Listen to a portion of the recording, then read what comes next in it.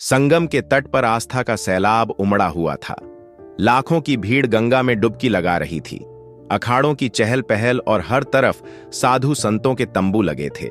लेकिन इस बार इस पवित्र आयोजन के बीच कुछ ऐसा होने वाला था जिसने सभी को हिलाकर रख दिया। सेक्टर 14 के बड़े शिविर में एक दिन सुबह एक नया साधु पहुंचा। उसकी लंबी दाढ़ी, माथे पर चंदन का बड़ा टीका और गेरुआ वस्त्र उसे बाकी साधुओं जैसा ही बना रहे थे। वह धीरे धीरे शिविर के अंदर आया और मुख्य साधु के चरणों में झुक गया। मुख्य साधु ने उसकी ओर देखा और बोले, महात्मा जी, आप कहां से पधारे हैं? नए साधु ने हाथ जोड़ते हुए जवाब दिया, काशी से यहां संगम पर साधना करने की इच्छा थी, इसलिए आ गए।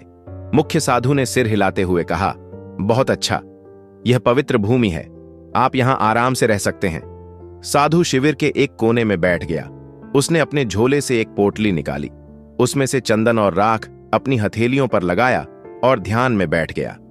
बाकी साधु उसकी ओर ज्यादा ध्यान नहीं दे रहे थे, क्योंकि महाकुंभ में रोजाना ऐसे न चेहरों का आना जाना आम था। दिन भर वह साधु अन्य संतों के साथ साधारण तरीके से समय बिताता। वह सुबह जल्दी गंगा स्नान करता, दिन भर प्रवचन सुनता और रात होते ही ध्यान में लीन हो जाता। लेकिन रात के समय उसका व्यवहार बदल जाता। किशोर, जो उस शिविर में सेवा का काम करता था, ने पहली बार गौर किया कि यह नया साधु हर रात चुपके से शिविर से बाहर चला जाता है।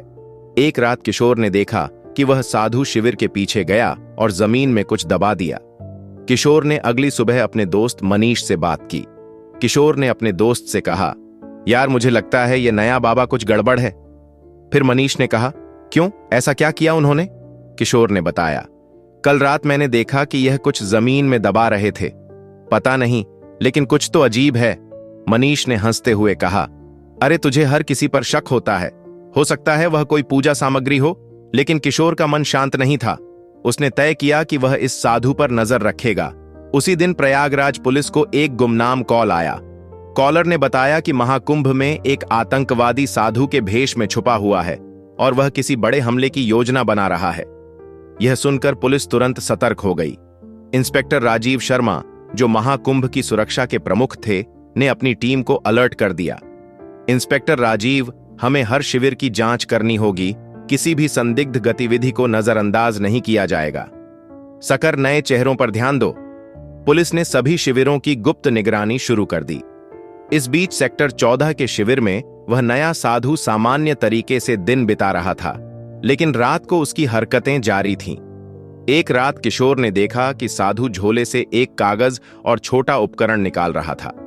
वह झोला लेकर शिविर से बाहर चला गया। किशोर ने जुटाया और उसका पीछा किया। साधु सीधे गंगा घाट के पास गया, जहां उसने एक व्यक्ति से मुलाकात की और दूसरे साधु से कहा, सब कुछ योजना के अनुसार चल रहा है, कोई शक नहीं हुआ है। अनजान व्यक्ति बहुत अच्छा, बस सही वक्त का इंतजार करो। फिर किशोर ने इन दोनों की बातचीत दूर से सुनी और अपने फोन से इसे रिकॉर्ड करने की कोशिश की, लेकिन वह बहुत डर गया। अगले दिन उसने यह बात मुख्य साधु को बताई। किशोर ने कहा, महाराज, वह साधु कुछ गड़बड़ है, मैंने उसे कल रात किसी अजनबी से बात करते देखा। मुख्य साधु ने गंभीरता से कहा, यह बहुत गंभीर बात है, हमें पुलिस को सूचित करना चाहिए। फिर किशोर ने हिचकते हुए कहा, अगर वह दोषी निकला तो मुख्य साधु यह जोखिम उठाने लायक नहीं है।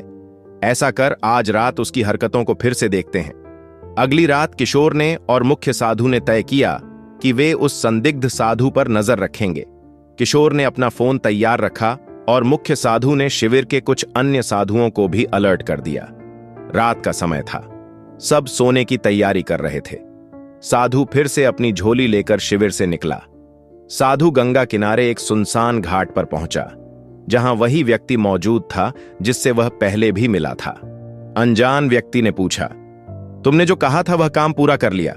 साधु ने उत्तर दिया, हां, उपकरण सही जगह पर सेट कर दिए गए हैं, बस एक आदेश का इंतजार है। मुख्य साधु और किशोर यह सुनकर चौंक गए। किशोर ने इस बातचीत को रिकॉर्ड कर लिया। मुख्य साधु ने धीरे से किशोर से कहा, तुरंत पुलिस को बुलाओ।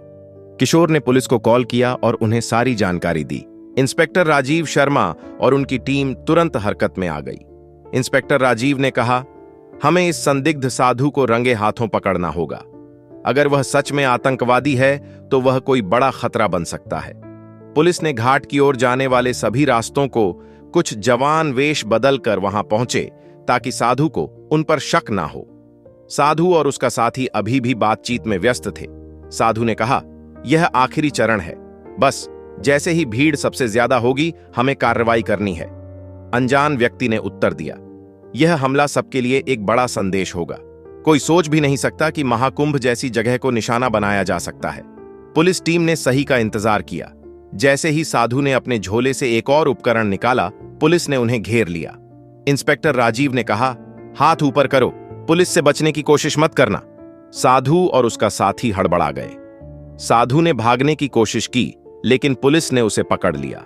झोले की तलाशी ली गई तो उसमें विस्फोटक उपकरण और कुछ नक्शे मिले। पुलिस ने तुरंत साधु और उसके साथी को गिरफ्तार कर लिया। पूछताछ में पता चला कि वह एक अंतर्राष्ट्रीय आतंकी संगठन का सदस्य था। उसका असली नाम अयूब खान था और वह भारत में कई सालों से छुपकर रह रहा था। इंस्पेक्टर राजीव ने पूछा, तुम्हारा मकसद क्या था? महाकुंभ जैसे पवित्र आयोजन को क्यों निशाना बनाया?